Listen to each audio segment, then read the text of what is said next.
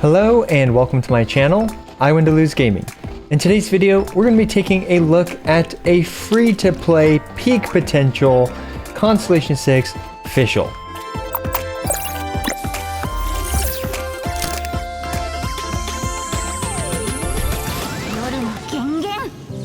So miHoYo just basically decided, hey, Fischl's like amazing. Like imagine if you had a pizza and then miHoYo's like, okay, this pizza's not good enough. We're gonna throw a burger on top of that pizza.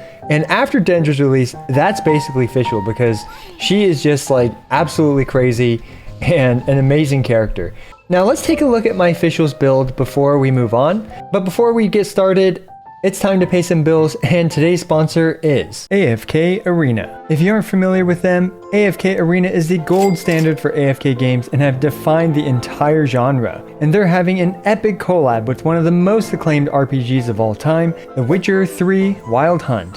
Geralt of Rivia and Yennefer are joining AFK Arena's roster, and you're able to use them for free for 3 days, after which there will be ways to redeem them for free or via a bundle purchase. AFK Arena lives up to its name as you'll collect tons of loot by literally AFKing. Just log in a couple times a day to power up your team and smash your way through tons of gameplay modes, including the story, dungeons, raids, arena, king towers, and more.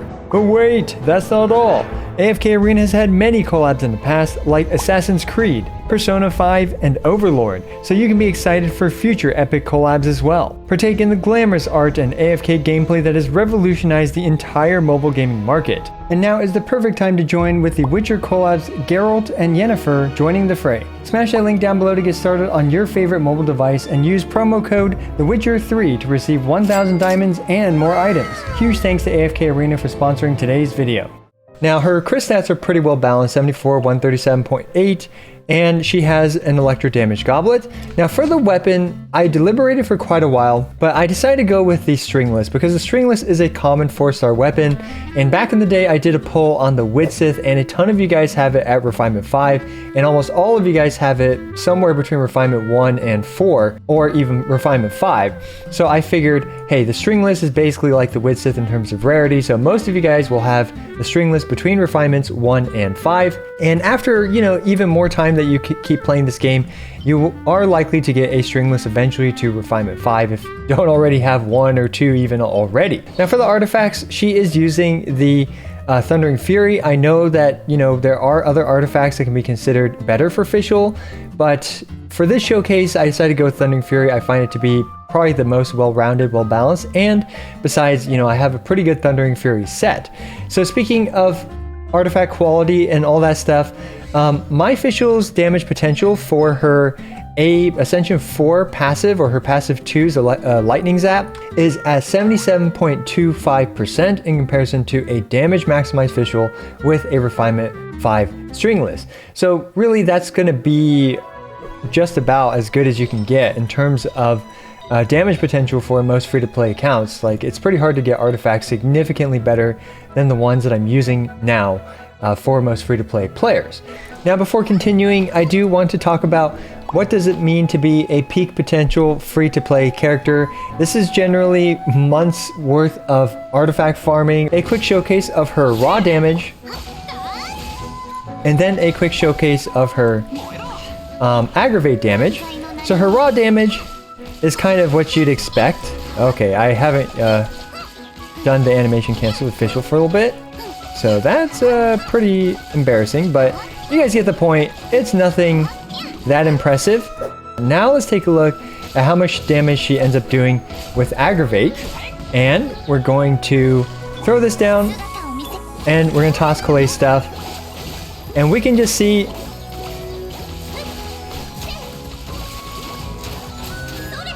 that's a lot more damage with a ton of Ascension 4 passes proccing. I think they're critting for 11,000 something damage. Of course, we have no other damage amplifiers besides just purely aggravate. So let's go ahead and next give this a quick try against the Primogeo Vishap with a full team. So here I have a team that is very heavily focused on just Fischl's damage. That's, I would say, is fairly accessible for most players. We just have an instructor's Kuki Shinobu with the Favonia's sword, And we have a Thrilling Tales of Dragon Slayer Sucrose with the Viridescent Veneer. And finally, we have Collet with the Sacrificial Bow, as well as the Noblesse Oblige. So let's go ahead and give this team a try against our Primo Giovishep friend. We're going to open up with something like this, and we'll give that, as well as a quick, and hopefully we get the Sacrificial Bow proc. Want to try to reapply Electro on it, so we can get that out.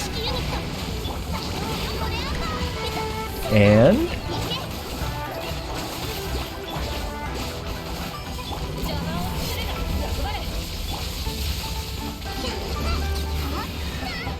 so most of the team's damage there, I think, was from Fischl.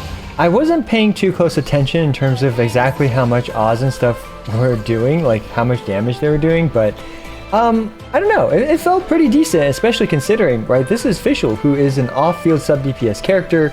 We even have a character like Kuki, who pretty much contributes no damage at all herself with this build that she has, right? So really, it's not too shabby in my opinion. And as you can see, I mean, Fischl can pretty much carry you through a lot of content in this game. So I do have a couple clips I want to show you guys of a, I guess, kind of a really damage maximized nuke showcase with Fischl. Now each of these characters I'm using 4-star weapons because, you know, I'm trying to keep it slightly more free to play accessible in terms of this nuke showcase. But we can see here that we use Sara's nuke, or Sara's burst, in order to buff Fischl's damage. And we had a pretty impressive 72,000 damage elemental burst hit, the initial tick, and then a pretty crazy 60,000 damage zap, followed by multiple 40,000 damage instances from Fischl. That's actually extremely impressive with that amount of sustained damage coming from a stringless Fischl. Now, of course, I did use food, and this is against the Perpetual Mechanical Array, which is obviously a nuke showcase. Now, I do have another clip that I also want to show you guys, is an older school attack-based nuke showcase where I have Fischl with Bennett and the Aqua Simulacra. So this is a whale build, but here we can see it actually critted for 184,818 damage with the initial hit. This is a burst damage focused build. However, the follow-up damage is much lower, with each tick just doing 60,000, and then her A2 barely doing any damage because obviously it's not activating Aggravate, which is where most of her, sorry, did I say A2? I mean A4, which is where most of her passive 2 damage comes from. Next, let's see how this team does in Abyss 12. So I'm going to do 12-1-1 because typically I feel like that's enough to demonstrate a team's viability. Now, we'll see if we do more after this, but for now 12-1-1 is probably good enough. Oh, just got interrupted there, pretty rough. Hopefully the robot in the back will decide to move forward a little bit, or actually we can just get this other robot to move forward more.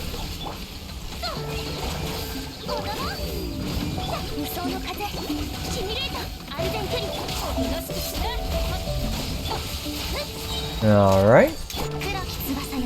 Not bad.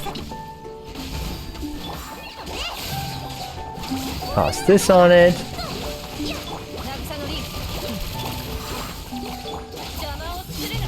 And give it a swirl. Another Oz.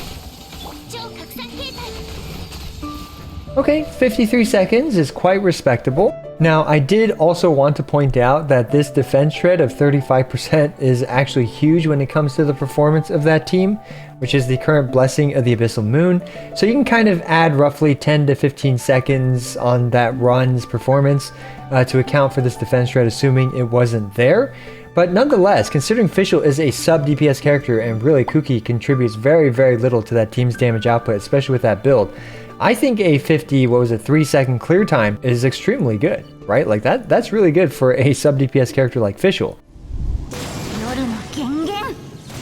Anyway, I'm gonna go ahead and harass this bird a little bit before we wrap things up, because it is a lot of fun to annoy our bird friend here. And yeah, so let me know what you guys think about this showcase. I thought it was pretty interesting, personally, to have a rough idea of how, for example, what I would describe as a peak potential free-to-play Fischl, and you'll have to excuse me if I seem a little distracted because we have a crazy bird right now that is just freaking out. Now, I'm not really sure how much damage Fischl did there, but I think she did pretty well, right? She did pretty well. So, yeah, let me know how you think Fischl is nowadays. I think she's an incredible character, and let me know what you think about this free-to-play peak potential quick showcase video that I kind of threw up. As always, I appreciate every single one of you. This is I Win to Lose, signing out.